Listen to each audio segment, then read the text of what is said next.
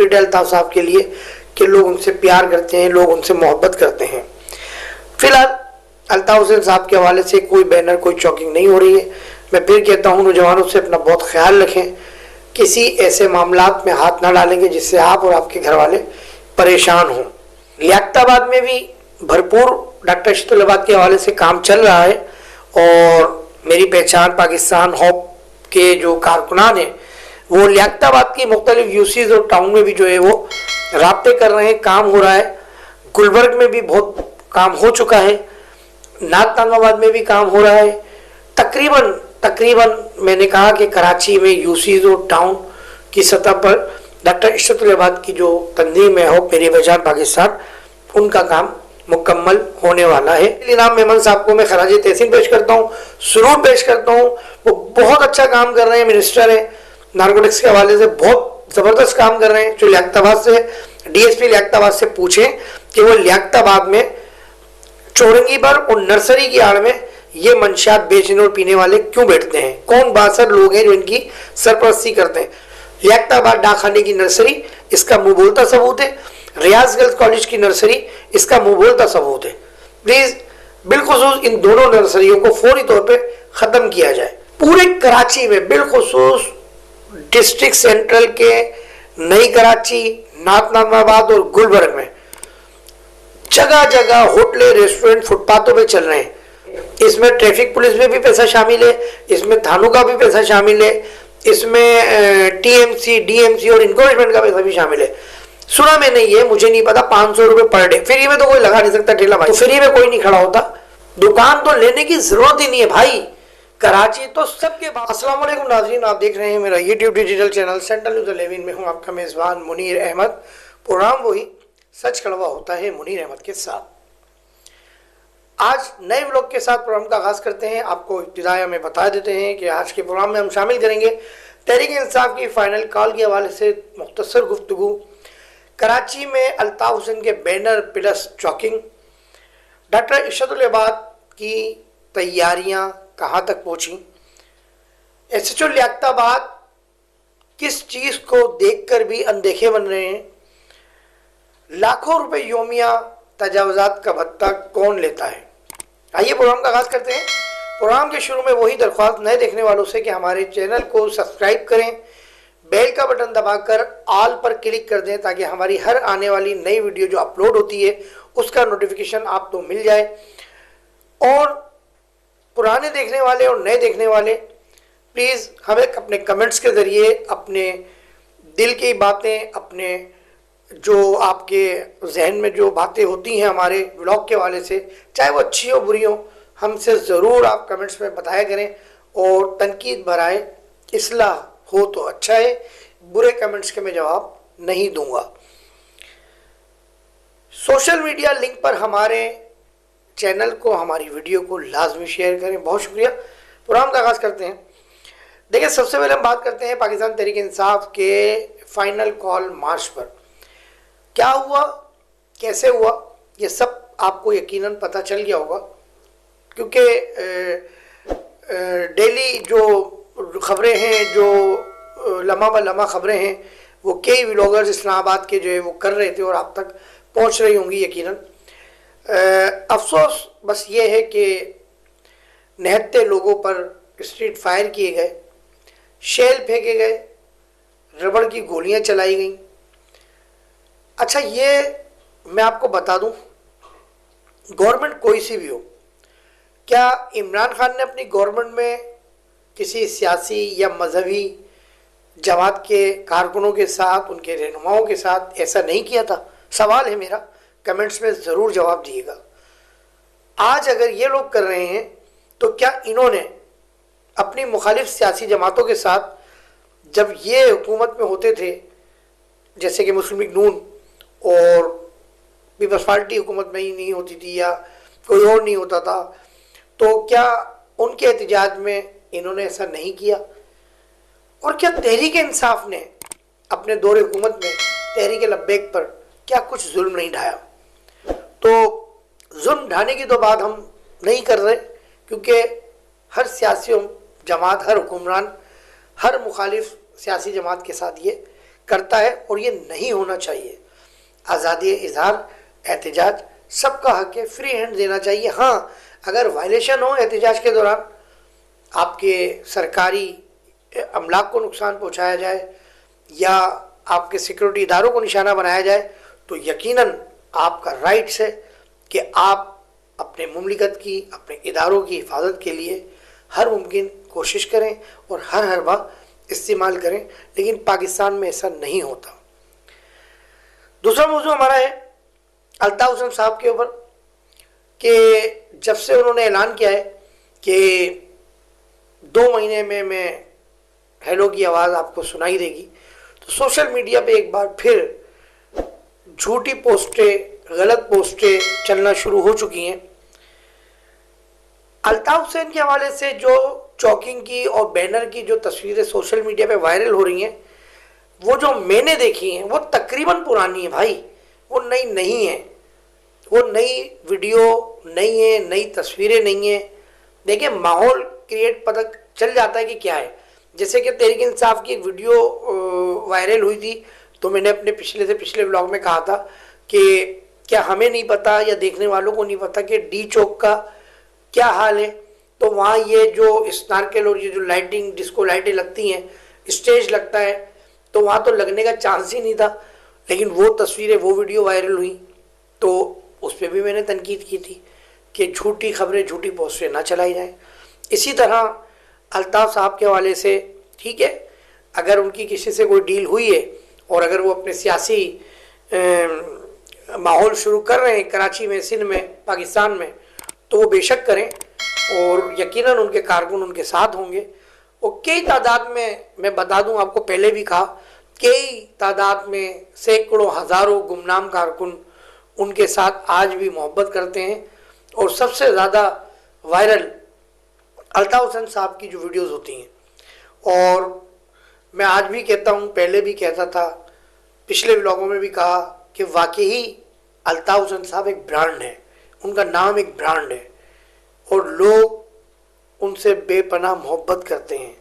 आप ये देख लें मोहब्बत का आलम कि एक नस्ल गुजर चुकी है, एक यानी हिस्ट्री ख़त्म हो गई है, न्यू जनरेशन है जिनकी उम्रें 18-20 साल हैं, ठीक है।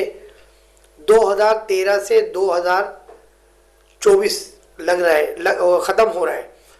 तो ऑपरेशन हुआ था 2013 में। उस वक्त ये जो जनरेशन आज उभर रही है अल्ताफ हुसैन की मोहब्बत में, तो वो उस वक्त कितने साल की थी, इस बात से अंदाजा लगा लें। तो एक गॉड गिफ्टेड है अल्ताफ साहब के लिए कि लोग उनसे प्यार करते हैं, लोग उनसे मोहब्बत करते हैं। फिलहाल अल्ताफ हुसैन साहब के हवाले से कोई बैनर, कोई चॉकिंग नहीं हो रही है। मैं फिर कहता हूँ, नौजवानों से अपना बहुत ख्याल रखें, किसी ऐसे मामलात में हाथ ना डालेंगे जिससे आप और आपके घर वाले परेशान हों। डॉक्टर इशरतुल इबाद के हवाले से गुफ्तगू करते हैं कि हॉप मेरी पहचान पाकिस्तान, फ़िलहाल तो इनका यही नाम है, कराची में, कराची भर में, पूरे सिंध में, तकरीबन पूरे सिंध में इन्होंने यूसीज और टाउन की सतह पर तकरीबन तैयारियां मुकम्मल कर ली हैं। और अगर हम ये कहें कि वो आखिरी मराहिल में है तो गलत नहीं होगा, क्योंकि आज 28 तारीख लग चुकी है। 28 को आप मेरा व्लॉग देख रहे होंगे, अगर इंटरनेट की कोई प्रॉब्लम नहीं हुई तो डॉक्टर इशरतुल इबाद साहब की जो पाकिस्तान आमद है वो भी जो है दिसंबर की डेट है, लेकिन कुछ हल्के कहते हैं कि जनवरी में जो है डॉक्टर इशरतुल इबाद साहब आएंगे। लेकिन उनके जो करीबी, उनकी पार्टी के जो करीबी लोग हैं, मेरी उनसे बात होती रहती है, तो उनका ये कहना है कि हो सकता है दिसंबर में डॉक्टर इशरतुल इबाद साहब पाकिस्तान पहुंच जाएं और हम उनका वालाना इस्तकबाल करेंगे। डॉक्टर इशरतुल इबाद के बैनर्स यकीनन मुख्तलिफ इलाकों में लगे हैं, कई इलाकों में लग चुके हैं। लियाकताबाद में भी भरपूर डॉक्टर इशरतुल इबाद के हवाले से काम चल रहा है और मेरी पहचान पाकिस्तान हॉप के जो कारकुनान हैं वो लियाकताबाद की मुख्तलिफ यूसीज और टाउन में भी जो है वो राब्ते कर रहे हैं, काम हो रहा है। गुलबर्ग में भी बहुत काम हो चुका है, नागताबाद में भी काम हो रहा है। तकरीबन मैंने कहा कि कराची में यूसीज और टाउन की सतह पर डॉक्टर इशरतुल इबाद की जो तंजीम है होप मेरी पहचान पाकिस्तान, उनका काम मुकम्मल होने वाला है और अनकरीब डॉक्टर इशरत अहबाद जब पाकिस्तान आएंगे तो उनका वालाना इस्तकबाल होगा और उस वक्त उनके साथ प्रेस कॉन्फ्रेंस में उनके हमरा कई मरकज़ी MQM पाकिस्तान के रहनुमा मौजूद होंगे।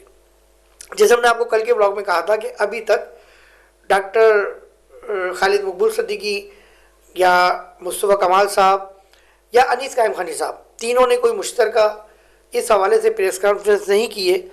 मुस्तफ़ा कमाल साहब इस वक्त सोशल मीडिया की हद तक पिछले वीडियोस में उनके वीडियोस नज़र आ रहे हैं, लेकिन कोई नए वीडियो कोई नया उनका इवेंट प्रोग्राम नज़र नहीं आ रहा। खालिद मकबूल सिद्दीकी ने अलबत्ता अलकरम स्क्वायर लियाकत में भी एक प्रोग्राम किया था और एक और भी एक प्रोग्राम किया है, हैदराबाद में भी एक प्रोग्राम है। तो खालिद मकबूल सिद्दीकी एक्टिव चल रहे हैं। अच्छा, अब हम अगर बात करते हैं कि MQM पाकिस्तान का कारकुन क्या करेगा अगर डॉक्टर इशरत अहबाद आते हैं या अल्ताफ़ साहब की हेलो आ जाती है, तो मैं ये समझता हूँ अल्ताफ़ साहब की पिछली सियासत देखते हुए वो यकीनन इन लोगों को माफ़ कर देंगे। और मैंने एक बात की थी कि अल्ताफ़ हुसैन साहब ने बहुत बड़ा गेम तैयार किया है, वक्त आने पे मैं बताऊँगा, और ये सब उसी पे ही काम चल रहा है। ये मेरी अपनी सोच है, मेरा अपना एक मुख्तसर सा सहाफ़ती तजर्बा है। अच्छा, SHO लियाकताबाद साहब को मैंने कॉल की और मैंने उनको कहा आज से 4 दिन पहले जब एक्सपो नुमाइश का लास्ट डे था कि सर आप लियाकताबाद में सेकंड टाइम आए हैं, कोई नया SHO आता है तो उसको नहीं पता होता है, लेकिन आप सेकंड टाइम आए हैं, आपको पता है लियाकताबाद डाकखाने पे एक बार फिर मंशियात पीने वाले भी और मंशियात बेचने वाले भी नज़र आ रहे हैं। रात में वो मोबाइल की लाइटों के साथ बैठे रहते हैं और दिन में वो खुलेआम चादरें डाल के बैठे रहते हैं।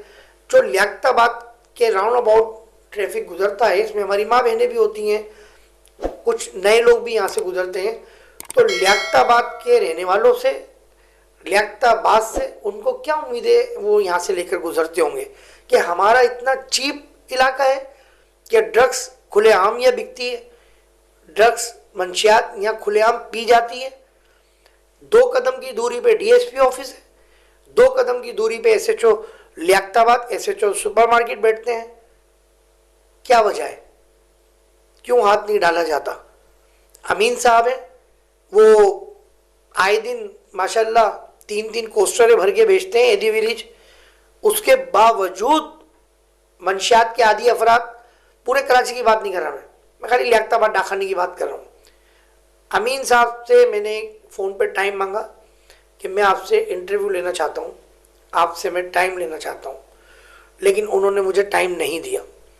कुछ सवालात हैं, अगर वो मुझसे मिलते मेरे से बात करते तो मैं वो सवालात करता, लेकिन उसमें से 2-3 पॉइंट में पूछ लेता हूँ, उनसे पूछ लेता हूँ, वो जवाब दे दें कि आपने लियाकताबाद में साबका SHO थे, पिछले 2 SHO के साथ भरपूर यहाँ काम किया और आपने 2-2, 3-3 कोस्टर यहाँ से मंशियात के आदि अफराद को लेके गए, लेकिन यहाँ फिर वही इतनी ही बड़ी तादाद में मौजूद हैं मंशियात के आदि अफराद, मंशियात बेचने वाले अफराद कहाँ से आ जाते हैं? मैंने इसी ऑफिस में बैठ के एक मंशियात पीने वाले नौजवान का इंटरव्यू किया था। उसने कहा कि ये वहाँ छोड़कर आते हैं और वहाँ के लोग हमें खुद मौका देते हैं कि हम भाग जाएं। ये अगर कोई बात यकीन नहीं कर रहा तो आप भी किसी मंशियात के आदि अफराद जो वहाँ जा चुके हैं उससे पूछ लें, नहीं तो मेरा व्लॉग इसमें यूट्यूब पे मौजूद है, आप खुद देख लें। हैरान कुन बात है। फिलहाल मैंने SHO लियाकताबाद साहब से दरख्वास्त की थी कि इस पर तवज्जो दें। उन्होंने कहा एक्सपो चल रही है, लास्ट डे है, हम इसको क्लियर करेंगे, लेकिन उन्होंने क्लियर नहीं किया। इसलिए अब मेरा ये फ़र्ज़ है कि मैं अब इस बात को मीडिया पे लेकर आऊँ। मैं भी अपने व्लॉग पे ये बात बोल रहा हूँ, लेकिन ज़ाहिर है मंशियात का मामला है। शर्जील इनाम मेमन साहब को मैं खराज तहसीन पेश करता हूँ, सलूट पेश करता हूँ। वो बहुत अच्छा काम कर रहे हैं, मिनिस्टर हैं, नारकोटिक्स के हवाले से बहुत ज़बरदस्त काम कर रहे हैं, और मैं उनसे भी दरख्वास्त करता हूँ कि वो SHO लियाकताबाद से, DSP लियाकताबाद से पूछें कि वो लियाकताबाद में चौरंगी पर और नर्सरी की आड़ में ये मंशियात बेचने और पीने वाले क्यों बैठते हैं, कौन बासर लोग हैं जो इनकी सरपरस्ती करते हैं।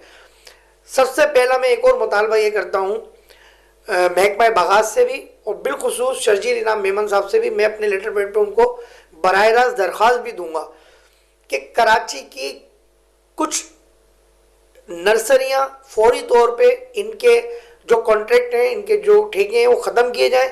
यहाँ से मंशियात भी बिकती हैं या मंशियात पीने और बेचने वाले बैठते भी हैं। लियाकताबाद डाकखाने की नर्सरी इसका मुंह बोलता सबूत है। रियाज गर्ल्स कॉलेज की नर्सरी इसका मुंह बोलता सबूत है। प्लीज़ बिलखुसूस इन दोनों नर्सरियों को फौरी तौर पे ख़त्म किया जाए। लियाकताबाद रियाज गर्ल्स कॉलेज के पास जो नर्सरी है, आप उसकी हालत जाके देखें। कोई पौधा ऐसा नहीं है कि आप उसको घर के लिए खरीदें। कबाड़े वाले उस नर्सरी की आड़ में बैठते हैं, चूल्हा सही करने वाले उस नर्सरी की आड़ में बैठते हैं, चर्स बेचने वाले, आइस बेचने वाले उस नर्सरी की आड़ में बैठते हैं। उसी के साथ होटल है, उन होटल वालों ने स्टूल लगाए हुए हैं, पूरा रास्ता ब्लॉक किया हुआ है।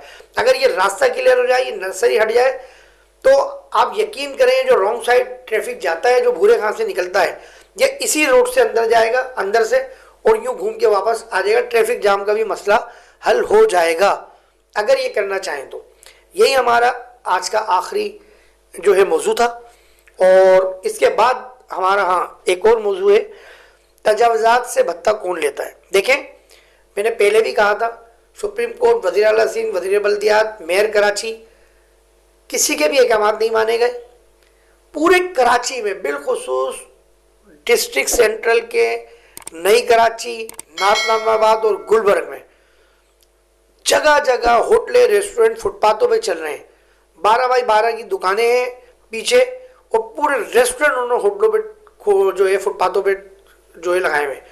ठेला माफिया इतना है कि आपकी सोच है। फी ठेला 500 रुपये पर डे देता है।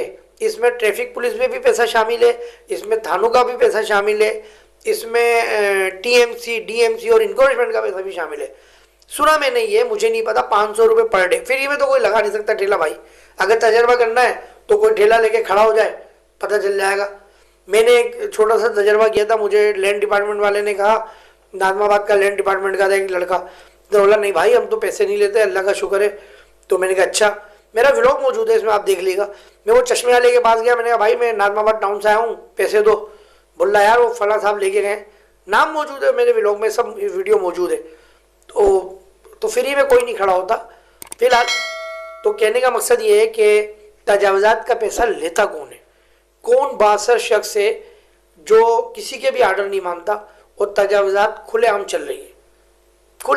पूरे नार्थ कराची टाउन में फुटपाथों पर रेस्टोरेंट कायम है, जूते वाले बैठे हुए हैं, पेंट गारमेंट्स का काम बिक रहा है, वहाँ पर माल बिक रहा है, शूज़ वाले बैठे हुए फुटपाथों पर। दुकान तो लेने की ज़रूरत ही नहीं है भाई, कराची तो सबके बाप का है। बस मैं तो यही कहूँगा। फिलहाल अपना बहुत ख्याल रखिएगा, पाकिस्तान के लिए दुआ कीजिएगा, पाकिस्तान के इदारों के लिए, पाकिस्तान की फोर्सेस के जवानों के लिए बिलखुसूस दुआ कीजिएगा। पुलिस और तमाम इदारों के जो जवान हैं वो रोडों पे खड़े होते हैं, हमारे लिए खड़े होते हैं, सरहदों पे खड़े होते हैं, हमारे लिए खड़े होते हैं। ख़ास तौर पे दुआओं में याद रखा करें उनके लिए, हर नमाज में, हर लम्हे। कैमरा मैन अरज अब्बासी के साथ मुनीर अहमद को इजाज़त दीजिए। अस्सलाम वालेकुम व रहमतुल्लाहि व बरकातुहू।